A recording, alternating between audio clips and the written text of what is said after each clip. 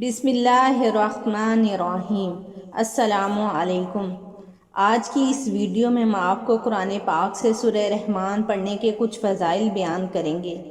ویسے تو قرآن کریم کو دیکھنا، باوضو چھونا، پڑھنا اور سننا، اس پر عمل کرنا کار ثواب ہے، لیکن قرآن پاک میں سورہ رحمان کو جو مقام حاصل ہے اس کا اندازہ اس بات سے بخوبی لگایا جا سکتا ہے کہ اسے قرآن پاک کی دلہن کہا گیا۔ سورہ رحمان پڑھنے سے کیا برکتیں حاصل ہوتی ہیں، آئیے جانتے ہیں۔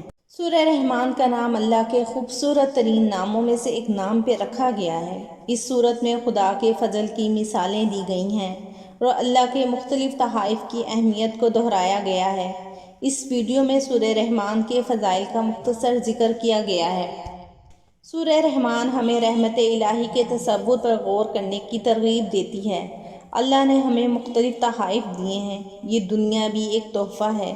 درخت، کھانا، ہمارے ارد گرد کا ماحول، ہوا، پانی اور صحت مند جسم اور دماغ، خاندان، دوست، سب کچھ ایک تحفہ ہیں۔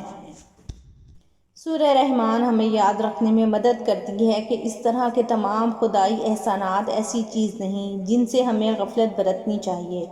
یہ آیت دہرانے سے کہ یہ تمہارے رب کی نعمتیں ہیں جنہیں تم جھٹلاتے ہو، یہ سورت ہمیں بتاتی ہے کہ ہم اپنے رب کی کسی نعمت کا انکار نہ کریں۔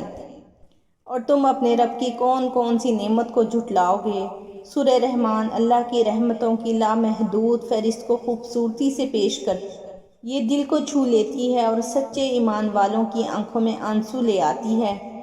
انسانوں میں حق کو نظر انداز کرنے کی کمزوری ہے۔ ہم جانتے ہیں کہ ہر چیز فانی ہے، اس کے باوجود ہم دنیاوی دولت اور آسائشوں کے حصول میں دیوانے ہیں۔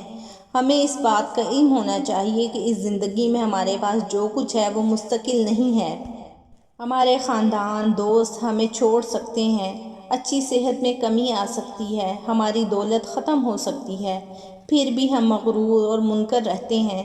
سورہ رحمان ہمیں بار بار اللہ کا شکر ادا کرنے کی یاد دلاتی ہے، کیونکہ ہمارے پاس جو کچھ بھی ہے وہ ہمارے لیے اللہ کا تحفہ ہے۔